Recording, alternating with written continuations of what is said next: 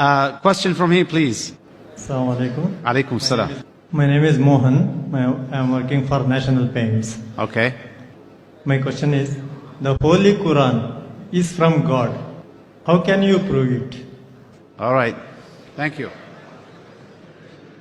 Brother asked me the question that how can you prove that the glorious Quran is from Almighty God? Brother, I've given a lecture, Is the Quran God's Word? Which is about approximately 2 hours lecture. For the question and answer session for another 1.5 to 2 hours. We don't intend doing here. But surely I would ask one of the volunteers to give you that DVD, Is the Quran God's Word? Because even if I have to give in short, the answer will take at least 15-20 minutes.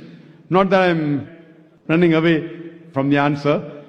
Okay, fine. At least in a few minutes I'll just try. The time is short, that is the only thing. Suppose and ask this question to an atheist and even to a person who does not believe in the Quran, that suppose there is an object which is given to you who no one in the world has ever seen before and is brought in front of you and ask the question, who will be the first person who will be able to tell you the mechanism of this object who no one in the world has seen? As I'm asking the question, suppose there is something which is brought in front of you. There's an equipment who no one in the world has seen before. And if I ask you the question, who will be the first person who will tell you the mechanism of this new object? Who? Creator, very good. Some will say creator, some will say manufacturer, some will say producer, some will say inventor. Whatever it is, keep it in your mind. Now ask your next question. That's how did our universe come into existence? The person who has knowledge will tell us that first our universe was one primary nebula. Then there was a secondary separation, there's a Big Bang, which gave rise to galaxies, the stars, the sun, and the planet Earth on which we live. When did you come to know? He will tell you we came to know about 35 years back, 40 years back, Big Bang. Now this thing is mentioned in the Quran 1400 years ago in Surah Anbiya, chapter number 21, verse number 30. Where it's mentioned, Avalam yaral lazina kafru. Do not the unbelievers see anna samawati wal arda kanat ratkan fasaknahuma, that the heaven and the earth were joined together and we clove them asunder. This Big Bang we're talking about is mentioned in the Quran in a nutshell 1400 years ago. Some will say, maybe it's a fluke. No problem, don't argue with it. I ask the next question. What is the shape of the earth? So the person will tell me that the shape of the earth is spherical. When I ask the question, when did you come to know?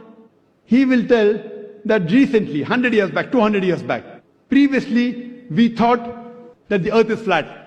It was in 1577 when Sir Francis Drake, he sailed around the earth and he proved that the earth was spherical.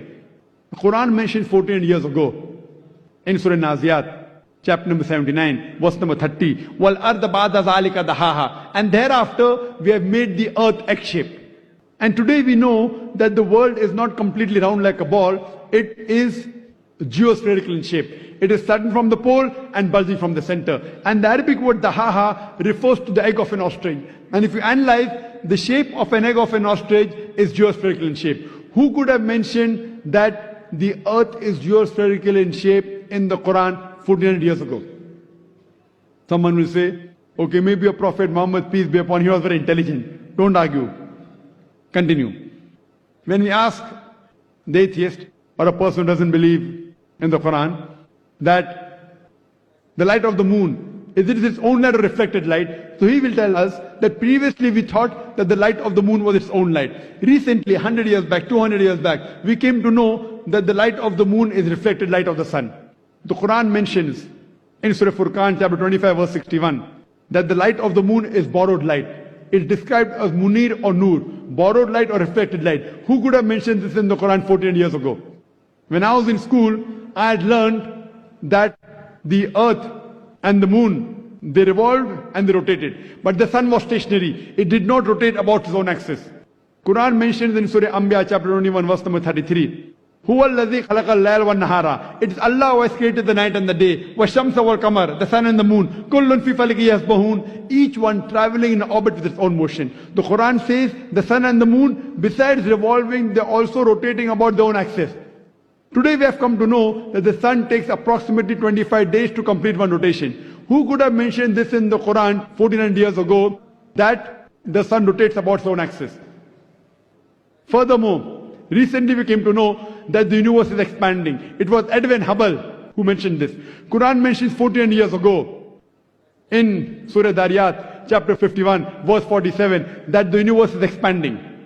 The Quran speaks about the water cycle in great detail in several places. The water evaporates from the ocean, rises up, forms into clouds, moves in the interior, falls down the red, in several places. In Surah Az-Zumur, chapter 39, verse 21. In Surah Mu'minun, chapter 23, verse number 18. In Surah Rum, chapter number 30, verse 24. In Surah Hijr, chapter 15, verse 22. In Surah Nur, chapter 24, verse 43. I can go on and quoting only the references of the water cycle in the Quran. Who could have mentioned this? We came to know recently in our school, we are taught that Bernard Palissy was the first person who described the water cycle in 1580, which is mentioned in the Quran 14 years ago. Who could have mentioned this earlier? Now there'll be a big pause. I can go on. We did not know that the plants are sexes. Quran mentions 14 years ago in Surah Taha chapter 20 verse 53 that the plants have sexes, male and female. Recently we have come to know that the two types of water, salt and sweet, and there is a barrier between them which cannot be trespassed. It's mentioned in the Quran in Surah Rahman chapter 55 verse number 19 and 20. It's also mentioned in Surah Furqan chapter 25 verse 53 about the same thing. The Quran speaks about embryology. The Quran speaks about medicine. The Quran speaks about genetics. I can go on and give a lecture of ours together. Who could have mentioned this 14 years ago? Brother, who could have mentioned that? What's the answer? Who?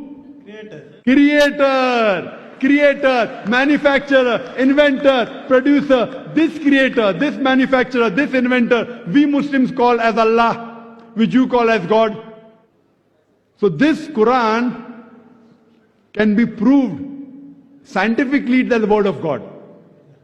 Because Quran, the word of God, is far superior to science. Today, science is the yardstick for many of them.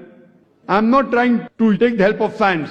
I'm using your yardstick, science, along with my yardstick, the Quran, which is far superior, and I'm trying to prove to you what your yardstick has mentioned today, Quran has mentioned 14 years ago. So with the help of your yardstick, the science, I'm trying to prove to the non-Muslims that the Quran is the last and final revelation of Almighty God, who we call as Allah. For more details, refer to my video cassette, Is the Quran God's Word?, in which various ways I've proved that Quran is the word of God. Hope that answers the question. Thank you so much.